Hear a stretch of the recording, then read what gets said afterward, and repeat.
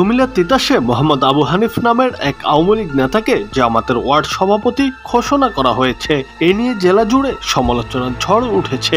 আবু হানিফ উপজেলার মজিদপুর ইউনিয়নের ৪ নম্বর ওয়ার্ড আওয়ামী লীগের সাধারণ সম্পাদক ছিলেন। তিনি মজিদপুর ইউনিয়ন পরিষদের ৪ নং ওয়ার্ডের বর্তমান সদস্য।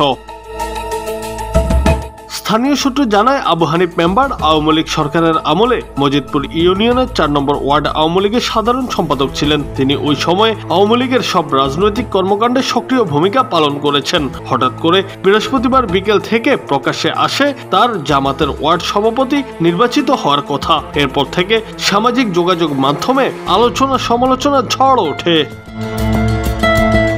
কুমিল্লা উত্তর জেলা জামাতে ইসলামীর আমির অধ্যাপক আব্দুল মতিন বলেন, আবু হানিফ মেম্বার হওয়ার 10 বছর আগে থেকেই জামাতের রাজনীতির সঙ্গে জড়িত। তিনি মেম্বার নির্বাচিত হওয়ার পর জোর করে তাকে ওয়ার্ড আওয়ামী লীগের সাধারণ সম্পাদক বানানো হয়েছে। জামাতের রাজনীতিতে কোনো আওয়ামী লীগ অনুপ্রবেশ করেনি বলেও জানান তিনি।